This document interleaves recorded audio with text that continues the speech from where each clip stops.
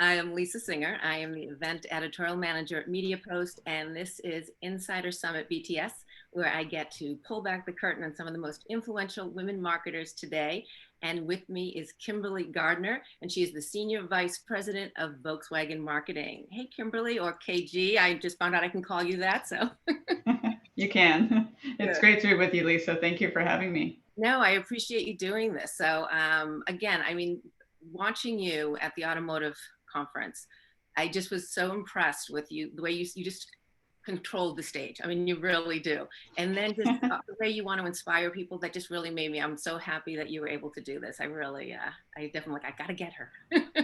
Yeah, I know. And it was nice. I know with COVID, we've all been obviously doing a lot of these virtual, meetings and conferences and sessions. And it was just nice to be in person for a moment in time too. So connect with audiences. So it's good stuff. Yeah, no, that was a good get together.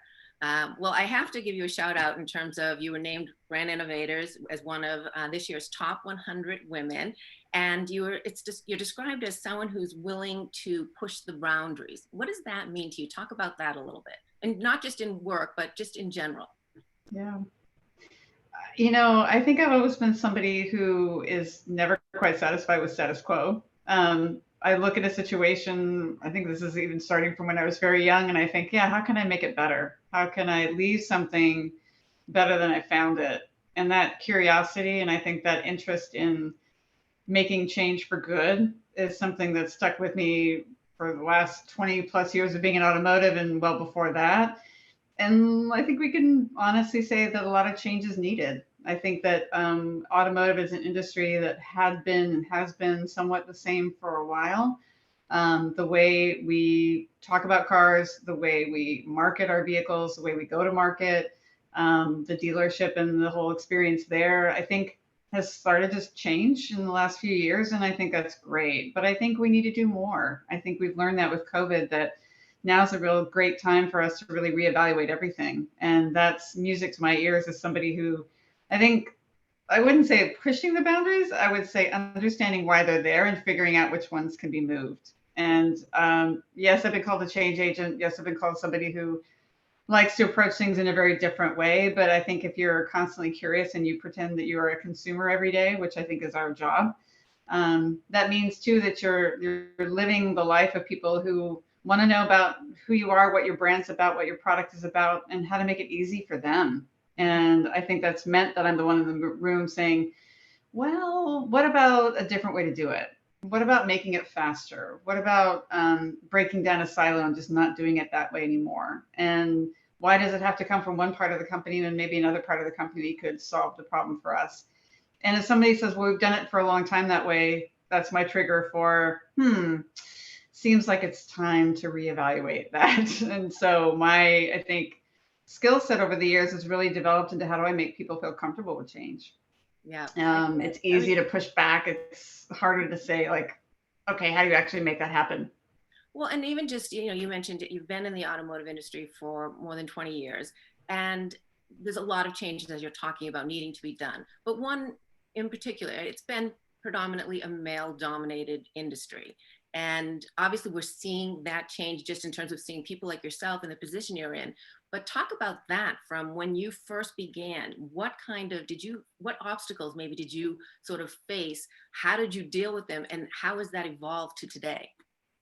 Yeah, it's changed dramatically. And I think the last 5 or so years, it's changed even more so. More women in more senior positions than I've ever seen before, especially the CMO level like mine. When I first became a CMO a few years ago, I think I could count on one hand the number of women that were at that role or at that level. And now it's, I think, up to double digits. So it's exciting to see so many women taking charge and leading the way. When I first started 20 years ago, it was not like that at all. And I think part of the challenge for younger women coming in the industry back when I did was if you don't see people like yourself in decision making roles, leading organizations across a diverse range of departments, it's really hard to imagine yourself there. And I think you easily feel like, is the industry really going to change enough where I feel like I can see myself there one day? And I started to say it years and years ago. I would say to people, I want to be a CMO.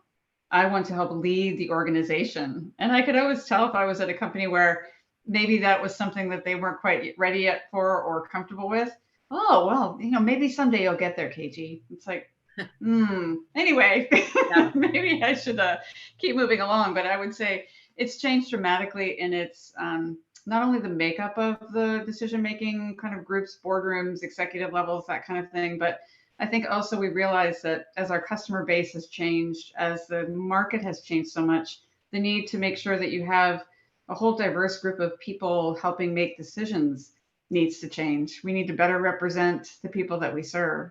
And I think women have done such a great job over the years in our industry of being more empathetic, being more authentic in how they lead. And I think that really represents our clients, right? Our customers who are more women or women influenced decisions that are made about, what vehicle am I going to buy next? So I think it's a really great change that's happened over the years.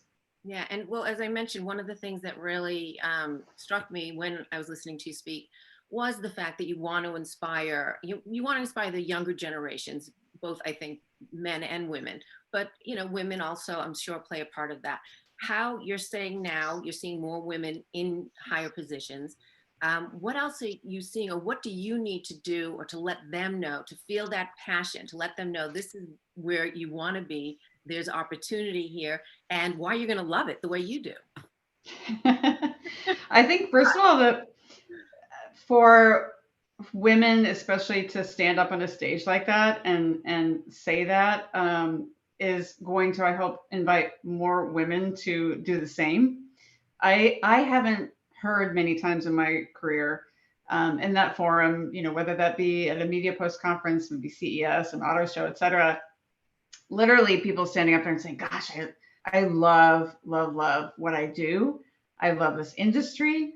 I love the change that's coming. I'm super excited by it. So I think the fact that, a female is up there saying that with the passion and the honesty that I have, I hope will be inspiring for more people to say, you know what, if you can stand up after doing this for all that time, for 20 plus years, and still say, guess what?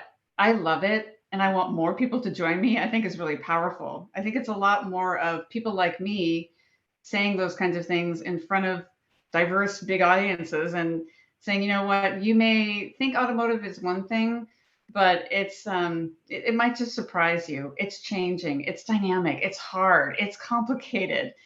There are so many different reasons why I would say to somebody, like, check out automotive as a career if you're a young female, because you have the opportunity to be part of a really big transformation of what transportation means to people at a time when we need it. Well, and it's changing constantly in terms of what, EV and all these other opportunities Yeah. that bring forward. But so if I'm just starting out, I'm just out of school, and I'm listening to you speak, okay, so you pumped me up. I really am excited to be a part of this industry. So how do you, what advice would you give in terms of maybe, avoiding maybe some of the pitfalls you had to? And again, it's evolved, so things change, but still, what's a great way to sort of get started?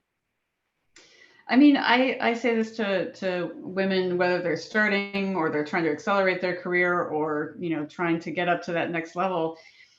Really, I think make sure you have a point of view. Make sure that you come to the table, come to a meeting, come to a conversation, ready to listen, ready to learn, and ready to speak up with a suggestion, a recommendation, an action plan to move something forward, right? We talked earlier about all the challenges that the industry and the world is having right now. We need talent across the board that can help rise to that challenge and help problem solve. And it just so happens in automotive, it's more complicated. It's a bigger purchase in someone's life. It's going to matter more. You're going to have a lot more moving parts and pieces to what we do. So we need thinkers. We need doers. We need people that are going to be very action oriented to help move things forward. And I think, again, if you're new to automotive, if you're a younger person that's looking at careers, start off by having that point of view. How would you solve for it? If somebody asks you, okay, what's your idea, Lisa? What do you think?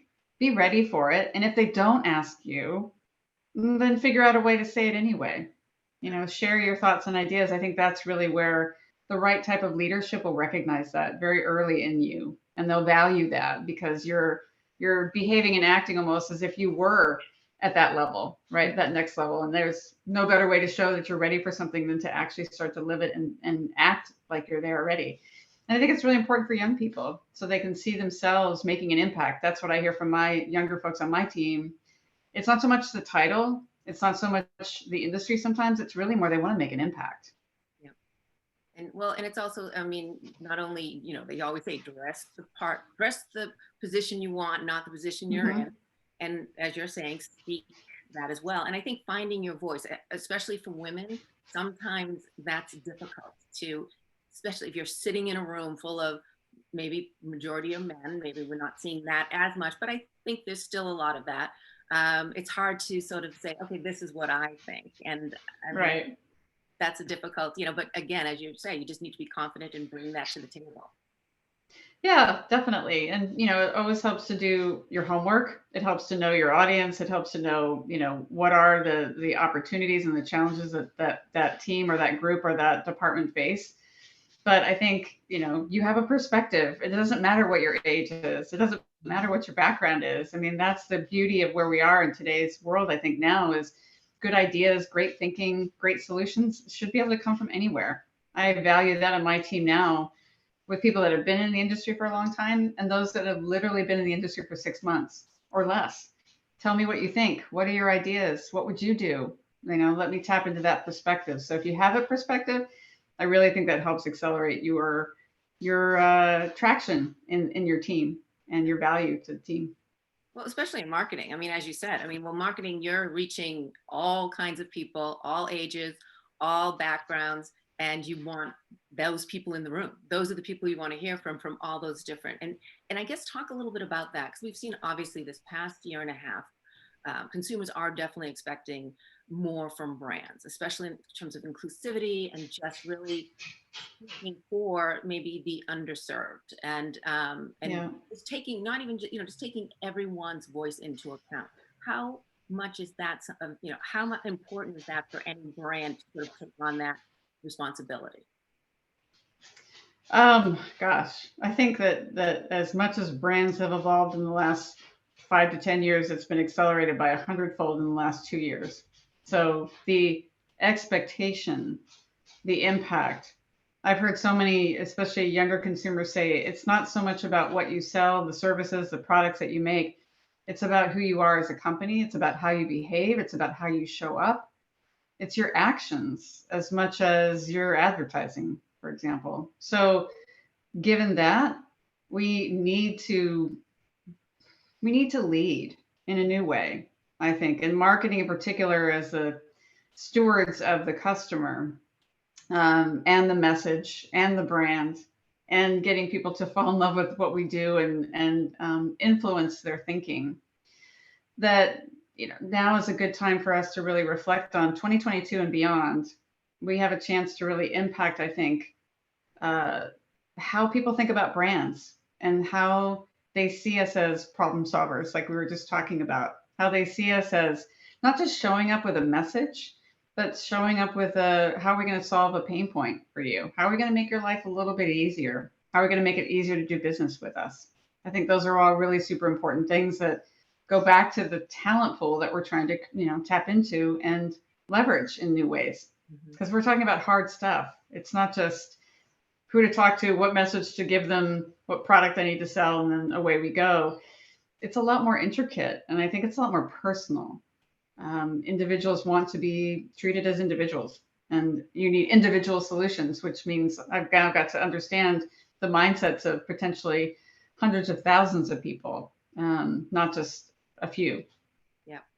Well, and now I want to sort of back up a little bit in your career and just looking at your career path and talk. And you started out in automotive, but then you did a change and went to a startup, which I'm curious because when you're some people tend to be okay, established brands. That's where I want to work, and that's what you had been doing. And then you went off, even though there were still automotive clients. You opened your world up to a little bit different opportunity. Were you looking for that at the time? Did it approach you? Like, talk about that pivot in your career and what was going on at that time. Yeah, at that time I'd been in the industry for about, gosh, 15 years or so. I loved it. I made a lot of great impact. I did a lot of really cool things, but like anything, I think you reach a point where I think you're better at what you do if you're able to bring an outside perspective. And it was kind of twofold. One, I just wanted, I think, a smaller organization where I could see change happen and influence things now. And sometimes in a really large corporation, it takes a really long time. And if you're a change agent, you're action oriented like I am, you don't necessarily love the status quo. It's hard to see sometimes change happen as fast as you like. And if you're in a startup environment like I went to, you can literally see that happen within a few days, a few weeks, a few months. And I think I needed that personally. And I think the other part of it is I just want a different perspective, Mm-hmm. and I knew that probably I would come back to automotive at some point. I didn't realize it would probably be just a year later, but that's all good. And I think everything happens for a reason. But I think it gave me a new perspective because I had to do everything in that role. As a startup, you don't have, here's your silo and here's your bucket and what you do. You're kind of doing lots of things and wearing all kinds of hats. Coming from that then back into a corporate setting gave me such a renewed sense of, okay, let's keep this real. Let's see how we can move things even quicker. Let's, not look at departments and silos, but look at the work that needs to get done. And I just felt like I was almost a kind of a new version of myself that turned up and was able to look at the corporate kind of world in a different way I wouldn't have been able to if I had stayed in it, quite frankly. Yeah. I mean, were you ever nervous, like sort of changing careers somewhat? Would you get back into where if you knew, you said you wanted to probably get back to automotive, even at the time when you made this change, was there ever concern that you wouldn't be able to make that transition back? Or is there something that sort of might No, make you think twice? no. No, I think it was just if that's what I wanted. And, I think that's the beauty of such a large, I think, multifaceted industry. There's so many opportunities across the board, and there's so many different types of brands to work on. There's so many different roles you can have. So that I didn't worry about. It was more if I wanted to go back, when and how, and what would that look like. And when I got the call from Kia at that time, it was just too good of an opportunity to pass up. It was okay. Now I can use not only what I've learned in the last 15 years, but in the last year to really bring it and make some cool things happen quickly. Yeah. I love that you answered, no, not if I want it. That's awesome. I know No, I want I it. mean, yeah, I'm lucky. I mean, I'm working in an industry where we need, I think, good thinkers, and it's a relationship based industry too. So it's a really, if you have a good reputation and you make a good impression and you get things done, then that's noticed and that's part of who you are. And I think if you want to come back into it, or take a sabbatical and then rejoin the industry, you can certainly do that. I've seen people do it over the years. So yeah, I wasn't concerned about that. It was just more, do I really want to go back into a really large corporation that has their way of working, and maybe I want to do it differently. So Right. Well, I want to ask you, I love to ask in terms of, was there ever a setback? I love to hear maybe a silver lining, something that happened that's like the worst thing ever, but it turned out it was actually a really good thing. Is there that in your life?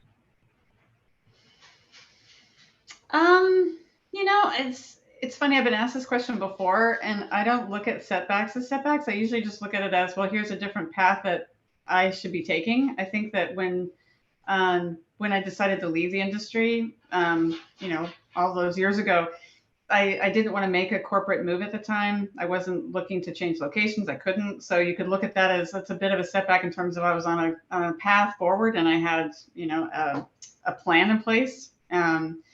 But it opened up a new door to try something that I quite frankly needed and ended up really learning something new from. And I think sometimes what I would tell people is, you may have yourself all planned out, right? Here's what I'm going to do in the next 3, 5, 10 years, etc. And sometimes when something presents itself and it may not look exactly like your plan, just be open-minded to it, because chances are it will make you better at whatever you do after that. And that's really cool because, again, you learn so much, I think, about yourself and about what you're capable of in a new environment. And every time you try something a bit new and different, it pushes you, it stretches you. I think it teaches you so much about who you are. And if nothing else, I think it tells you what you are really good at and what you like, and maybe what you don't like, and maybe what doesn't make you quite as happy. And that's super important and super valuable, especially to know early on in your career. Because when you find what you love doing and you can find opportunities to do that, I would tell my daughter when she sees me working late at night or on the weekends, she's like, "Oh, you're always working, you're always on your phone." And I'm like, tell her, I love, love, love what I do. I don't just tell that to audiences of people, at conferences. I tell it to my daughter all the time. And she's like, "Yeah, I get it, mom, but big company and all that." It's like, I wouldn't change it. I love it. And I'm lucky as heck to be able to do it every day and make an impact and make a difference. And I just want to do more of it. That's so great. And what a great role model that is for your daughter. I mean, the fact that she not only sees this strong woman working, which I think is very positive, but also that you do love it. I'm sure it will inspire her to, okay, maybe she takes a job and she's not so happy. All right, I need to, all right, make those changes. She'll see that that's there. Yeah, yeah, yeah. And if anything, I tell her that you're not necessarily going to love every element of your job because it is work, and Right. that's it's fair to say. It makes me frustrated about something like, we were so close to making this decision, now we were taking a step back. That again, it just makes you stronger. It makes you appreciate more when you can get something done, how great that feels. So it's completely normal to have this whole, I think, basket full of experiences when it comes to work. All I can say is you know something when you see it and you really like it, and it really makes you want to get up and do it every single day. And when you have it, hold on to it and do more of it. Yeah.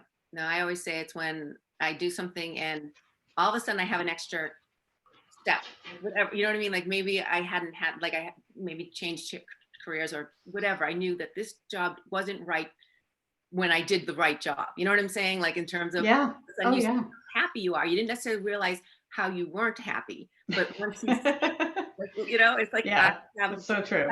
and It's so so I true. think Yep. that can play a big role. All right, well, I want to get into a little bit more something fun in terms of, well, I have to mention this because you talked about it again at the conference about KG's nightstand. So you talked Yes. about all of these, wonderful books and predominantly about marketing or business and that kind of thing. What's KG's fun, no business nightstand look like? What would be the book you would go to? Mm, I don't really. So It's what's really terrible. on the line? Yeah, this is the day stand. I have the nightstand too. This is a tough one for me. I would say cooking magazines. I love cooking, and I don't get the time to do it very often. So that's definitely when I'm in an airport and I have a few minutes, I'll grab. I'll grab something that inspires me to try something different. And I usually cook something vegetarian or vegan. So if I can find something interesting to do that, I can sit on an airplane for hours and look at recipes and ways to cook things in a different way. So that would definitely be a couple of them that are on my nightstand, in addition to Harvard Business Review and The Economist and Financial Times. And then getting back into, those are the more Yeah. serious side, which is very, great. But Yeah. I was more looking for the trash. But but cooking. Yeah. No, that's cooking. Yeah. I know, it's really as good as it gets. Well, when you say you want to, predominantly vegan and vegetarian, are you vegan or slash Yes. vegetarian? So you are. So Yeah. sometimes Yeah. people want to be that, so they try to cook more of those things, but they're not necessarily completely. So Yeah. it's just No, since I was in high school, I've been vegetarian, and I've been pretty much vegan for the last few years since my daughter turned vegan. So, wow, that's pretty impressive. yeah. I have Yeah. done. I used to do this blog called The Well-Intentioned Eater. So it was basically Ah. I worked for a company that they were all vegans and vegetarians, and I'm like, I was sitting there like not wanting to admit, okay, I eat meat. So then that inspired the Well-Intentioned Eater, and it was sort of Yeah. a journey. And so I just was never quite able to completely cut it out. Like, you know what I mean? Like, I don't eat a lot of meat, but there's certain things, and cheese was the tough one for vegan. Like that was a tough Yeah. one. I know. I still have some occasionally. That's true. So, but that's great. That's impressive. What about is there any guilty pleasure you have outside of, just something maybe binge watching or, that ice cream or whatever it is? What's your guilty pleasure? Hmm. Cooking theme. I'd say the Great British Baking Show. I love watching that. I could go back and watch that again and again. I think I'm back to season one. I'm kind of watching some reruns now, so that's another one. It's just fun to imagine having the time to cook all these or bake all these amazing different things. So yeah, that's definitely one that's my go-to. And then occasionally I'll go back to an old episode of Curb Your Enthusiasm or Silicon Valley or something a bit kind of fun and lighthearted on content that I watch on streaming. Yeah, I love to watch reruns. It's like because then you can kind of just be mindless and not. It's not as much investment as something that's happening. A show that's going on now. So I tend to do that too. Right now, Yeah. ask you if you could live in any time period, what era would you live in? Oh, I would have to say the 60s. 60s. For sure. So yeah, from what I've seen from my parents, from photos and images from that time, and it seems like a time when obviously there was a ton of change happening. And I think if you're a change maker, it would have been fascinating to be part of evolving kind of culture in the moment. And that sounds pretty cool, from music to fashion to film, politics, everything. It seems like a seminal kind of a decade when we were trying to figure out who we are as a society and making change happen. So I think that's definitely, I miss my calling. If I could have been younger then. I could see you in the bell bottoms and the tie dye and like just holding your sign, Yeah, some bad fashion, yeah, or good fashion, because fashion seems to come around. I don't think I would go back to the 80s necessarily. That's one decade yeah, that I guess I'm saying the wrong year. That would you're be saying more the 70s. Yeah, 70s. I'm yeah, saying, so what's 60s? Oh, the really straight hair and yeah. just yeah. Yeah, like 60s kind of, I think of Jackie O and Jackie Kennedy and kind of her, beautiful Like fashion, Hill, Chanel couture and things. Just little hats. yeah, timeless fashion. I love things that don't go out of style. So Yeah, I agree. I think that's another thing from that era. So yeah, I would definitely go back to the 60s. What were the hats called? Pill something? Pill that Jackie O used I to know what you're talking. I know, with a little thing on the wear? side. I know. All right. We'll have to look that one up. All right. So now to finish it up, I just want to, it's been Wonder Woman celebrated her 80th. Yes, that's Okay. right. Yep.